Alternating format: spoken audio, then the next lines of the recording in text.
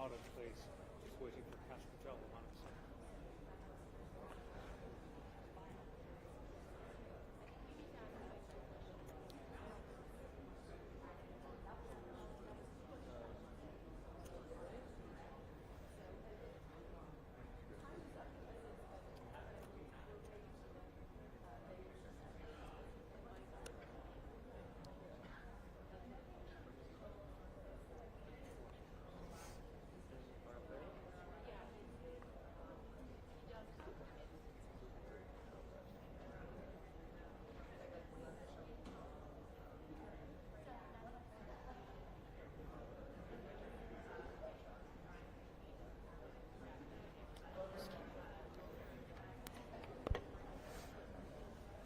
Check 1 2, mic check 1 2 3 4 5 6 7 8 9 10. Yeah, Mic 1 2 3 4 5 6 7 8 9 10. Check 1 2 1 2 3 4. Gun ownership is so widespread here. You see that just driving around the streets, gun ranges, gun shops, and so on. There is wide access for a large number of the population. So in terms of pursuing that route as a method of matching individuals to weapons, clearly that wasn't going to be necessarily a fruitful line of investigation. I spoke to the mayor of Orem last night. He was at a vigil. Clearly people had other things on their mind, principally grief and a sense of bereavement for in response to what had happened. But I did ask him, I said, well, this yet again raises the business and the issue of guns, what people do with guns when they possess them. And his answer he said he couldn't confirm who was going to speaking because it changes literally up to the minute they actually start, but that they expect the same group who was here last night to be here today. Governor was here last night, yeah.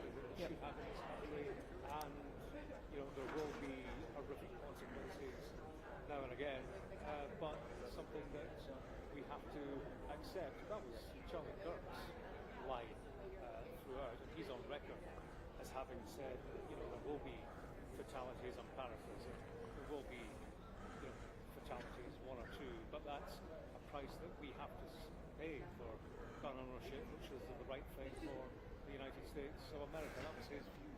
I get the sense that is a widely held view. One thing that strikes me, Matt, and we've had this shooting, we have had other shootings in the past few weeks. When they take place, there is an absence of debate, I find, across the media about access to guns. It's almost not part of the discussion any longer. It is for us.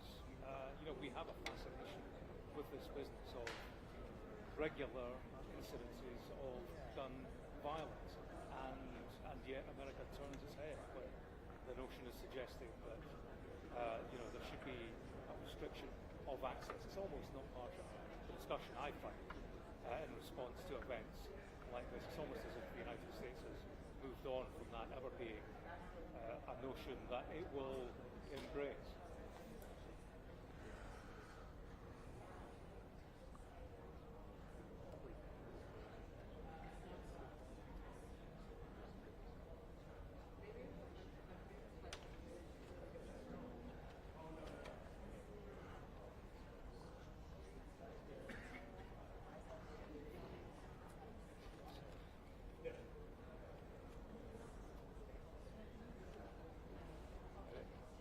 Fact would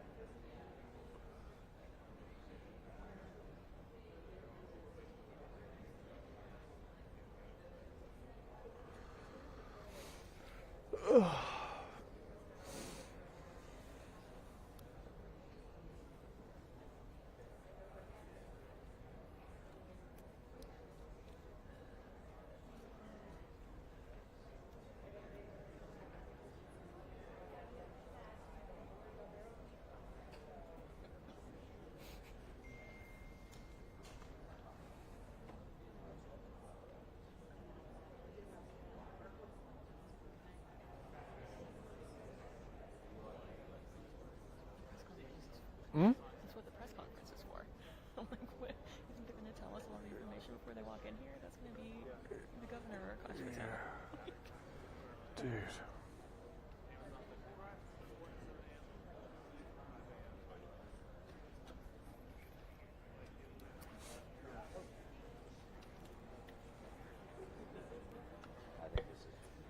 Hello, hello, testing, testing. Hi, everyone. We are 4 minutes out from starting the press conference. Thank you.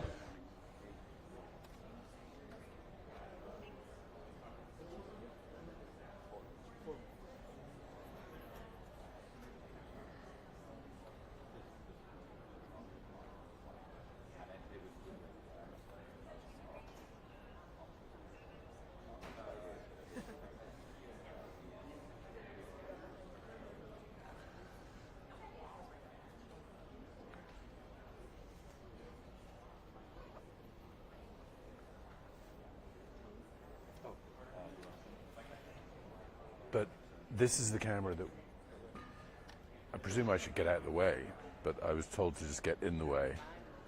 Hey, Eddie, are you planning on still taking Nick?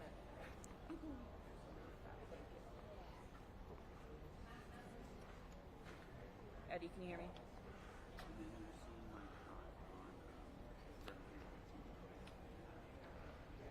Hey, anybody in the control room?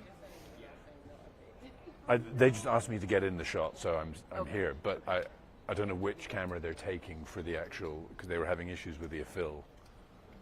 I would think that there's one. Yeah. This one, but I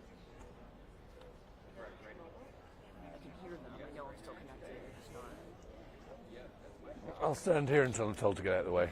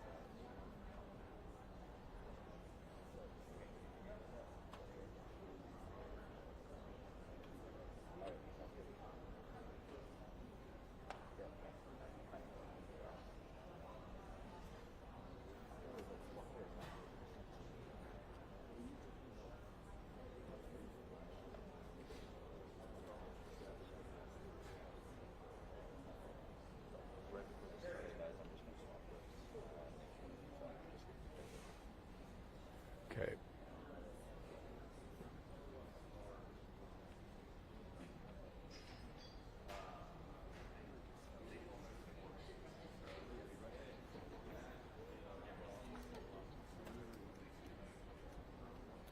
Yeah. Gotcha.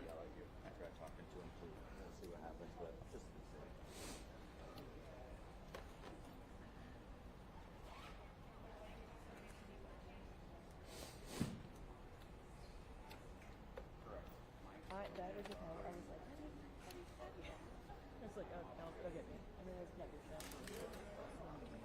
No, that is okay. Okay. She's telling him now. They want me to sit? I was just told they were going to come to me. They will tell you when. So I should sit? No.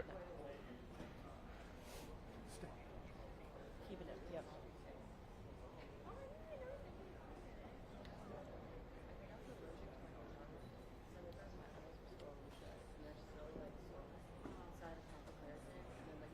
That's right, John. We were given a 4-minute warning 3 minutes ago, so we are expecting any second to see the officials coming in. We are told to expect a similar cast of characters that we saw last night. That would be the governor, that would be the Utah Public Safety Commissioner, that would be Kash Patel from the FBI, and the FBI's special agent in charge. John, any second we should be seeing them coming into this room for the press conference. That 4-minute warning has now expired, so any second now, John, we should be hearing more information in this case.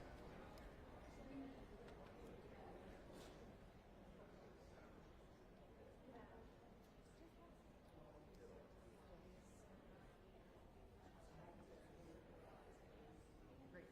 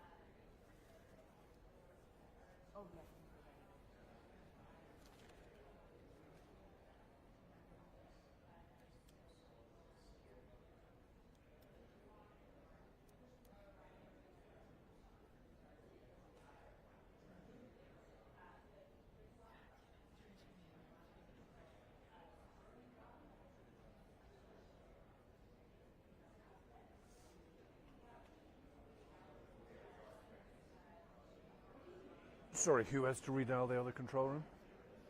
They were going to transfer me, but they transferred me to a non-working number. So, yeah. Okay, but I'm just staying in the same IFB, right?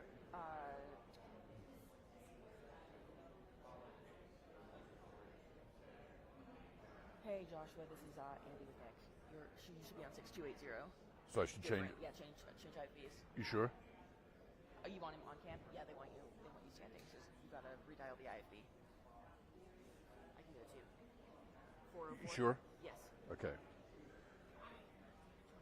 404-878-6280. Okay. There's the press. PIO's coming in.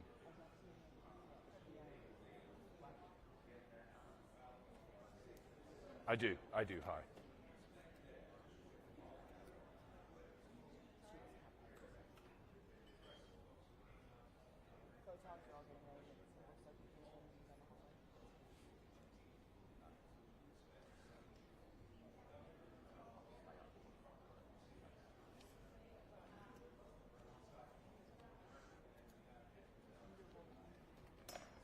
Here they come. 1, 2, 3, 4, 5. 1, 2, 3, 4, 5. No, who is that?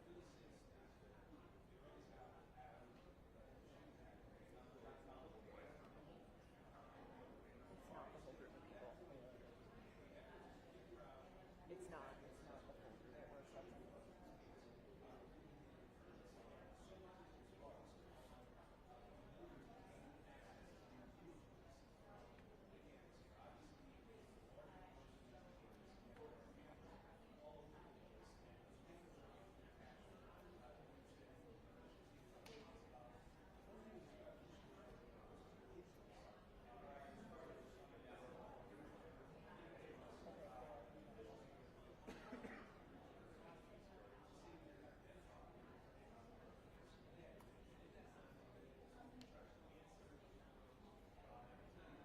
Yes, Wolf. So this press conference was scheduled to start about an hour ago. It has been pushed. I am now seeing officials walking into the room. They will be moving to the podium any second now. I'm trying to see if I can see Kash Patel. I cannot so far. They are moving towards the podium, and we are going to get this information that now we have been waiting for about an hour for. So, officials moving towards the podium. There is Kash Patel, the director of the FBI. So I believe, Wolf, I should get out of the way, and we should see what these officials have to say. Good morning, ladies and gentlemen. At today's press conference, we will hear from Governor Cox, FBI Director Kash Patel, and Sheriff Mike Smith.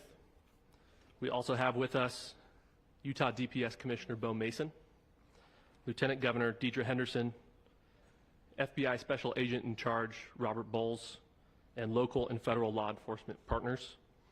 Following the remarks today, Governor Cox, Director Patel, and Commissioner Mason will take questions. Thank you.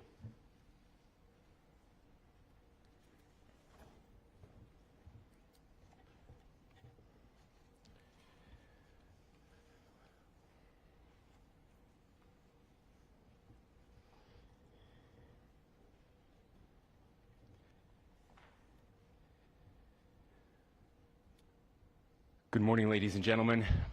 We got him. On the evening of September 11th, a family member of Tyler Robinson reached out to a family friend who contacted the Washington County Sheriff's Office with information that Robinson had confessed to them or implied that he had committed the incident. This information was relayed to the Utah County Sheriff's Office and scene investigators at Utah Valley University. This information was also conveyed to the FBI. Investigators reviewed additional video footage from UVU surveillance and identified Robinson arriving on UVU campus in a gray Dodge Challenger at approximately 8:29 a.m. on September 10th, in which he is observed on video in a plain maroon t-shirt, light-colored shorts, a black hat with a white logo, and light-colored shoes. When encountered in person by investigators in Washington County on September 12th, In the early morning hours, Robinson was observed in consistent clothing with those surveillance images. Investigators interviewed a family member of Robinson who stated that Robinson had become more political in recent years. The family member referenced a recent incident in which Robinson came to dinner prior to September 10th, and in the conversation with another family member, Robinson mentioned Charlie Kirk was coming to UVU. They talked about why they didn't like him and the viewpoints that he had. The family member also stated Kirk was full of hate and spreading hate. The family member also confirmed Robinson had a gray Dodge Challenger. Investigators identified an individual as the roommate of Robinson. Investigators interviewed that roommate, who stated that his roommate, referring to Robinson, made a joke on Discord. Investigators asked if he would show them the messages on Discord. He opened it and showed several messages to investigators and allowed investigators to take photos of the screen as each message was shown by Robinson's roommate. These photos consisted of various messages, including content of messages between the phone contact named Tyler with an emoji icon and Robinson's roommate's device. The content of these messages included messages affiliated with the contact Tyler, stating a need to retrieve a rifle from a drop point, leaving the rifle in a bush, messages related to visually watching the area where a rifle was left, and a message referring to having left the rifle wrapped in a towel. The messages also refer to engraving bullets and a mention of a scope and the rifle being unique. Messages from the contact Tyler also mentioned that he had changed outfits. I know there has been speculation as well as to the writing on those casings, those bullet casings, and I believe we have that as well. And I will share that with you now. So the area north of Campus Drive Road where the suspect crossed over, you saw some of that in the video that we released last night, consists of a grassy area with trees on the edge of the UVU campus. Investigators discovered a bolt-action rifle wrapped in a dark-colored towel. The rifle was determined to be a Mauser Model 98 30-06 caliber bolt-action rifle. The rifle had a scope mounted on top of it. Investigators noted inscriptions that had been engraved on casings found with the rifle.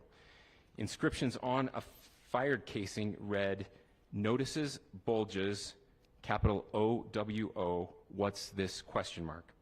Inscriptions on the 3 unfired casings read, "Hey fascist, exclamation point, catch, exclamation point." Up arrow symbol, right arrow, and symbol, and 3 down arrow symbols.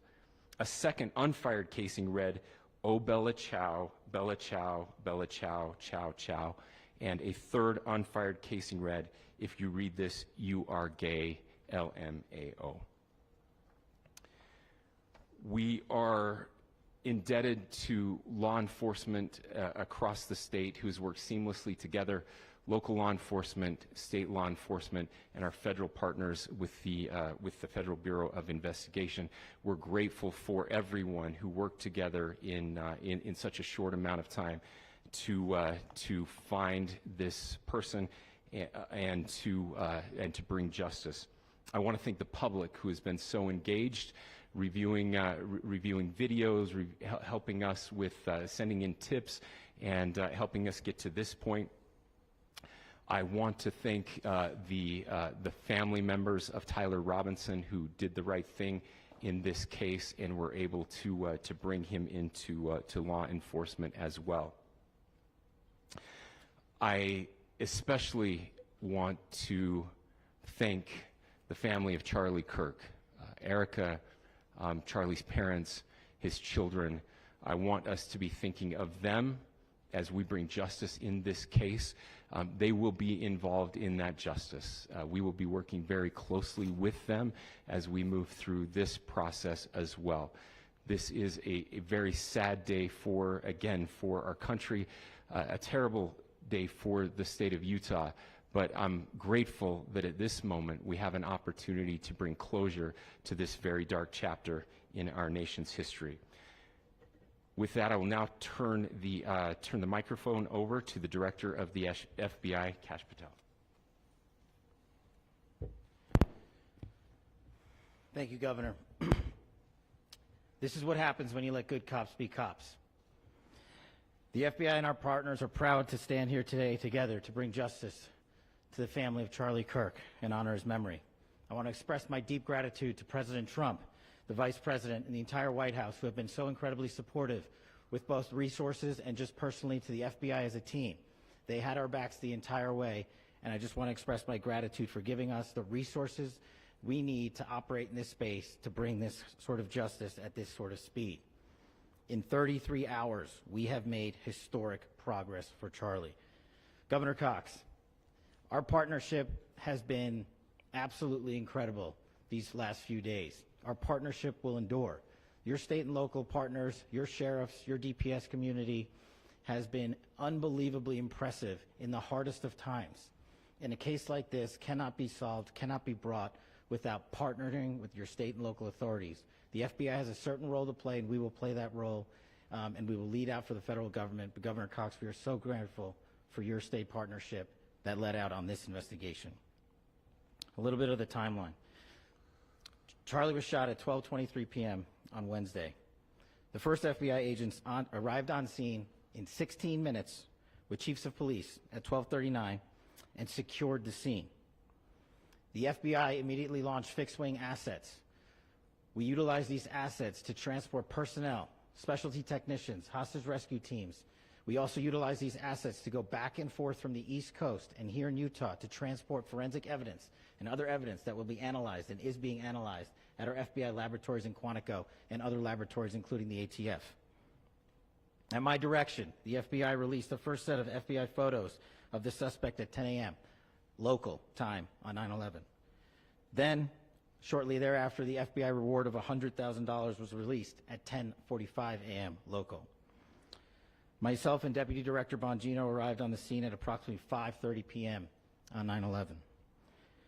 The governor led a press conference last night at approximately 8 p.m., where at my direction, the FBI released a never-before-seen video of the suspect. We also released new images to the public of the suspect. And just last night, the suspect was taken into custody at 10 p.m. local time. In less than 36 hours, 33 to be precise, thanks to the full weight of the federal government and leading out with the partners here in the state of Utah and Governor Cox, the suspect was apprehended in a historic time period. And I want to highlight what Governor Cox said. This would not have been possible without you, the media, and you, the public. That's why we went so public, so fast, and we're so transparent, and we're committed to that transparency. The crime scene, just a little bit there. It is a large crime scene. State and local authorities, along with federal authorities, processed that crime scene quickly. And I even had the ability to walk through that crime scene and walk through the steps the suspect took to learn more about what was needed and what resources we needed to bear to create a full picture for the FBI and leadership back in Washington. Furthermore, thankfully to state and local partners, forensic evidence has been seized and continues to be garnered.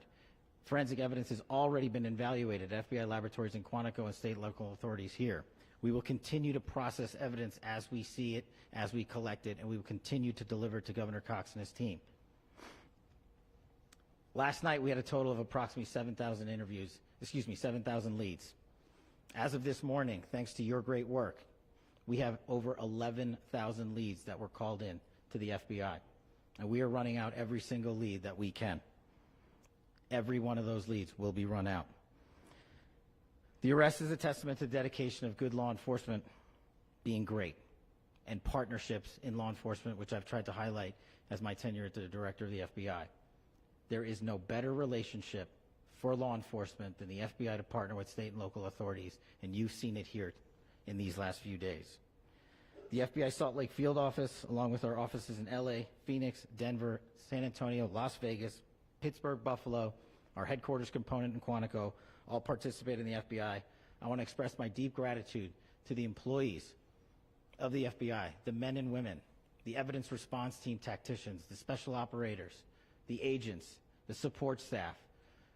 You have done monumental work in historic time when the public, who had a right to demand such an expeditious solving of an investigation, the FBI answered that call diligently, critically important to our nation, and we delivered. And I'm proud to be their leader, and I'm proud to be the director of the FBI. This is very much an ongoing investigation, as the governor said, and we will continue to work with state and local authorities to develop the investigation, to provide them the evidence they need for their ongoing prosecutions, and we will be here to answer every call they absolutely have, as long as it takes, for as long as we need to find and apprehend whatever suspects were involved in this crime. Lastly, to my friend Charlie Kirk, rest now, brother. We have the watch, and I'll see you in Valhalla.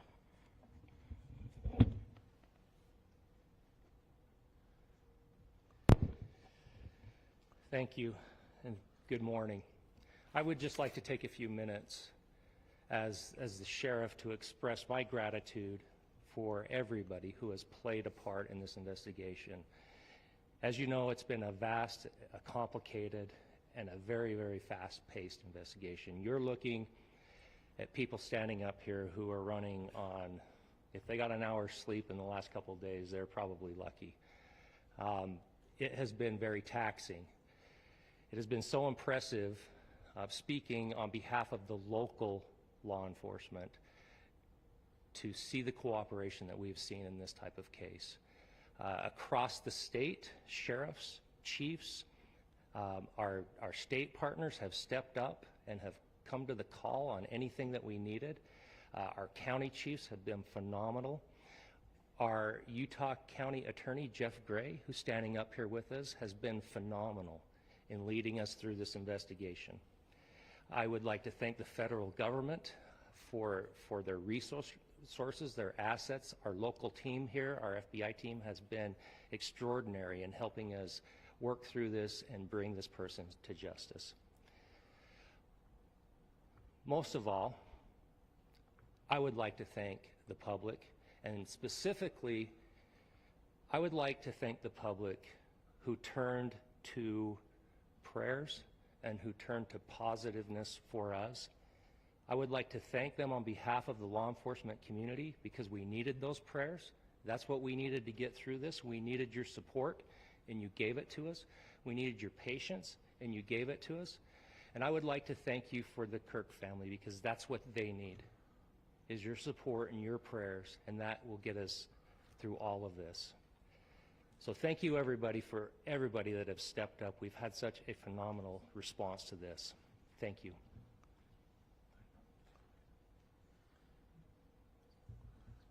I also want to give a special thanks to the Attorney General and the Department of Justice. Their unwavering support and their commitment to justice is shown true here. And without AG Bondi and Deputy Attorney General Todd Blanche and the resources they brought to bear, we would not have been able to complete our mission. And I just want to say special thanks. It's an honor to be a part of the Department of Justice.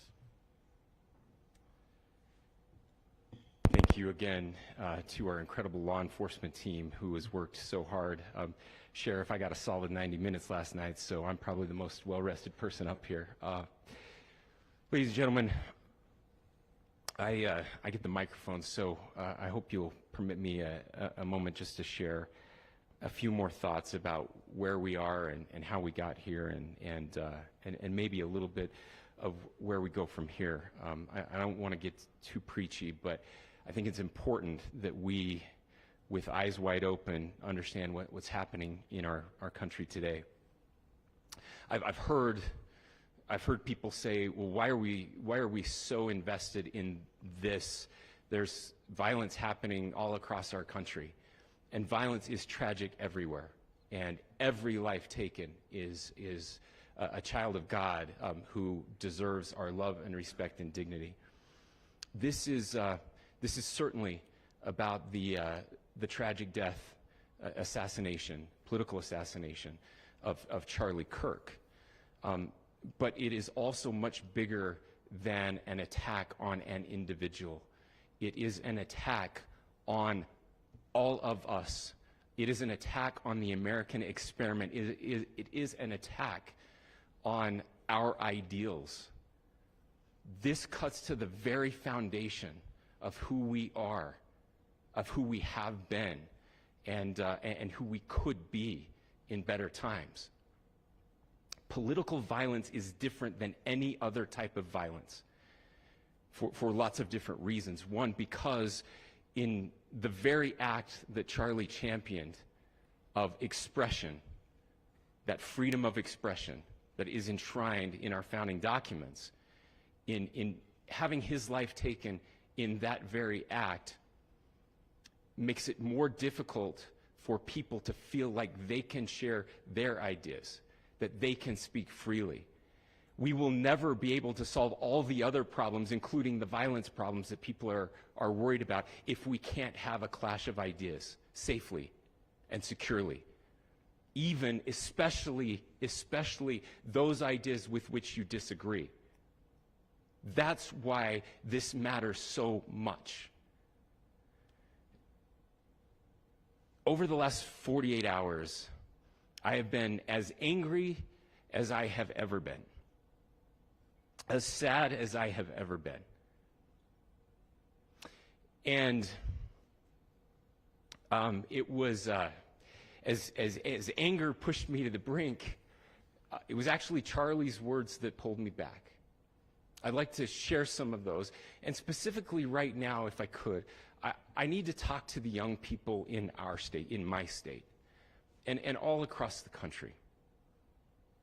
As President Trump reminded me, he said, you know who really loved Charlie? The youths. And he's right. Young people loved Charlie, and young people hated Charlie. And Charlie went into those places anyway. And these are the words that have helped me.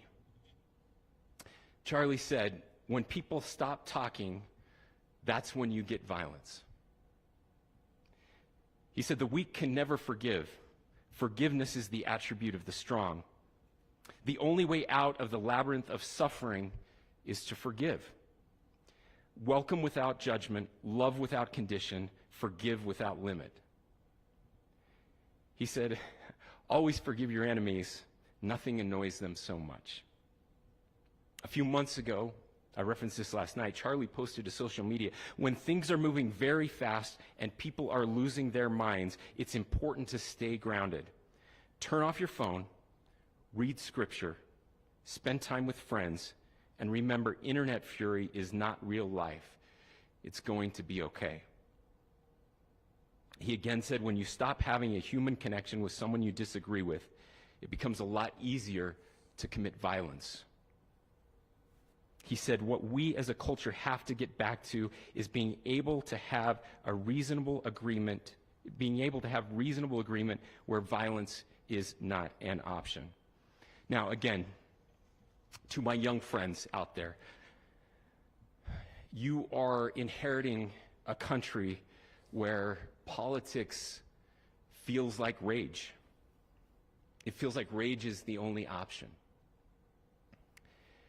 But through those words, we have a reminder that we can choose a different path.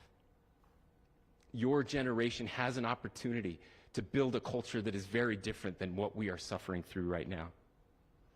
Not by pretending differences don't matter, but by embracing our differences and having those hard conversations. I think we need more moral clarity right now. I hear all the time that words are violence. Words are not violence. Violence is violence. And there is one person responsible for what happened here. And that person is now in custody and will be charged soon and will be held accountable. And yet, all of us have an opportunity right now to do something different. I want to thank my fellow Utahns. This bad stuff happens. For 33 hours, I was praying that if this had to happen here, that it wouldn't be one of us, that somebody drove from another state, somebody came from another country. Sadly, that prayer was not answered the way I had hoped for, just because I thought it would make it easier on us if we could just say, hey, we don't do that here. And indeed, Utah is a special place. We lead the nation in charitable giving. We lead the nation in service every year. But it did happen here. And it was one of us.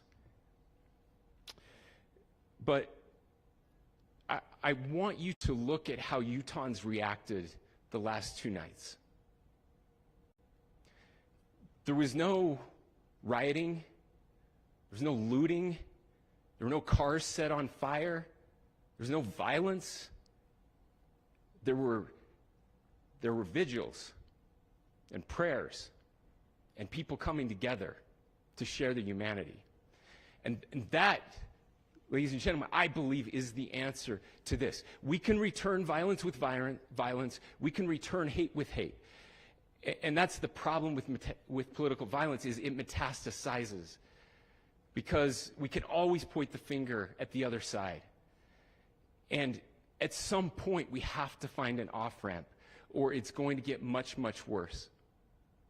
But see, these are choices that we can make. History will dictate if this is a turning point for our country. But every single one of us gets to choose right now if this is a turning point for us. We get to make decisions. We have our agency. And I desperately call on every American, Republican, Democrat, liberal, progressive, conservative, MAGA, all of us to please, please, please follow what Charlie taught me. I'll just conclude with words I share often from a friend and author, Yuval Levin, who was asked if he was optimistic about our country. And he said, I'm not optimistic. He said, I hate optimism. Like, that sounds bad. But he said, optimism is a vice. It's this idea that good things are just going to happen. And he said, in the history of the world, good things have never just happened. He says, I'm not optimistic, but I am hopeful. And hope is the virtue that sits between the vices of optimism and pessimism. Hope is the idea that good things are going to happen because we can make them so. I still believe in our country. And I know Charlie Kirk believed in our country. I still believe that there is more good among us than evil. And I still believe that we can change the course of history. I'm hopeful because Americans can make it so.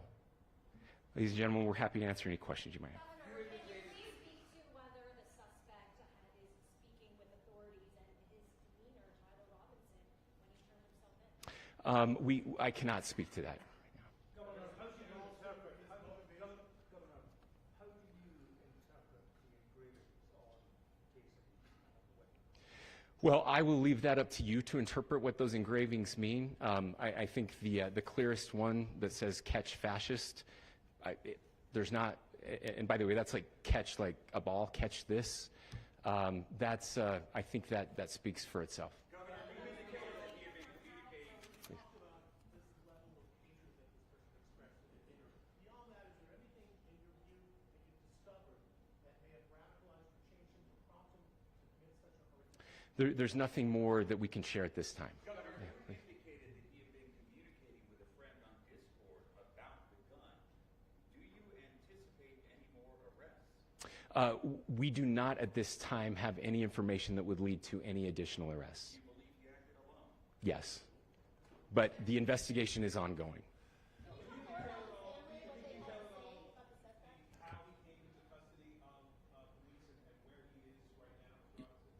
Yes, so right now, Mr. Robinson has been booked into the Utah County Jail. You heard the president this morning report that he was taken into custody, that his family and a friend helped to deliver him into custody of law enforcement in Washington County. For those of you that don't know where Washington County is, it is the southernmost, southwesternmost part of the state of Utah. It's about a 3.5 to 4 hour drive from here, where we are right now, and that's where he lived and where they turned him in. Please, I'll go here. I can't share any more than what I've already shared. Yeah.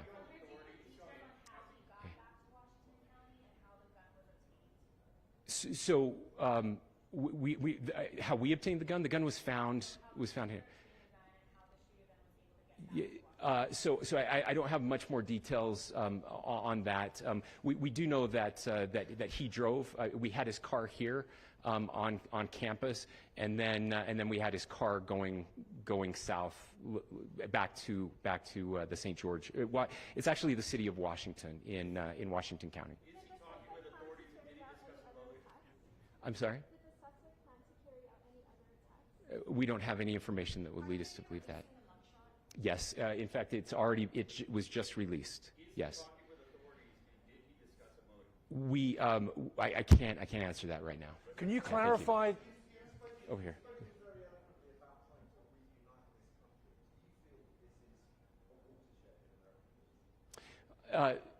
I absolutely believe that this is a watershed in American history. Yes. The question is, what kind of watershed? And that chapter remains to be written. Is this the end of a dark chapter in our history, or the beginning of a darker chapter in our history? Look, I mean, if you look at true political assassinations in this country of someone of this stature, this feels a lot like the late 60s, and having one so gruesomely displayed on camera in all of our hands and in all of our pockets. We are not wired as human beings biologically, historically. We have not evolved in a way that we are capable of processing those types of violent imagery. And by the way, we've seen another one with a gruesome stabbing very recently that went viral. This is not good for us. It is not good to consume. Social media is a cancer on our society right now. And I would encourage people to log off, turn off, touch grass, hug a family member, go out and do good in your community. That is happening, and it's happening organically right now. I had a friend in a small city in Utah who said, we're getting together, the Republicans and Democrats in my little town are getting together to have a discussion last night, just to find a way to find their better angels. So yes, this could be, I mean, again, you have to go back to JFK to have seen a video live of something like this happening. I wasn't born until 1975, but I know that things were really dark in the late 60s. Sorry to some of you. I know some of you were there. But this is our moment. Do we escalate, or do we find an off-ramp? And again, it's a choice. It's a choice, and every one of us gets to make that choice. Two more questions right here. Could we clarify that the release of those enhanced images at 8 p.m., the timeline that Director Patel gave us, led to the arrest at 10 p.m.? Is there a direct connection between those two events? I cannot comment if there is a direct connection or not, but all I can say is that that through some process, the family came to know that this had happened. One more thing, Governor. Could you just clarify the clothing issue you mentioned earlier? Was he changing outfits? Correct. Could you just clarify this? Yes. So when he's first spotted on campus, he has different clothing on, and then he changes clothing on the roof, and then changed back into that clothing at some point, so that when he was apprehended, when he was arrested, the clothing matched the clothing he had on before the shooting here at UVU. Thank you. Last question here. Yes.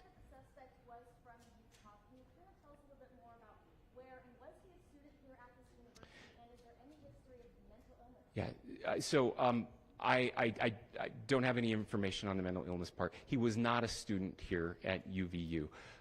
He was living and had lived for a long time with his family in Washington County. in the southernmost part of our states.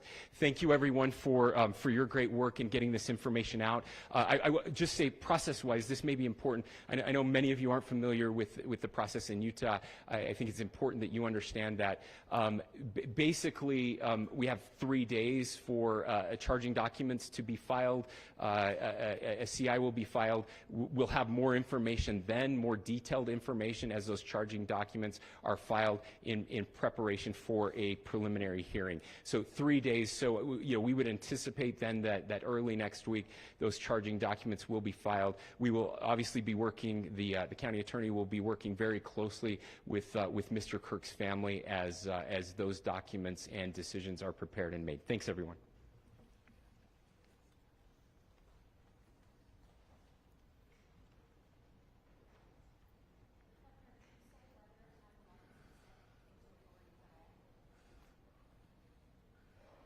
Do you guys want Nick?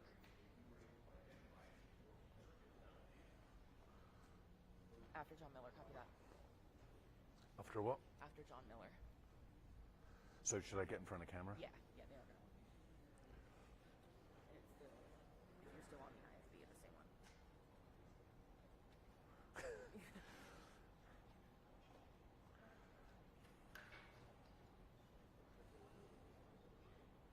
One, two, three, 1, 2, 3, 1, 2, 3, 1, 2, 3. Cool.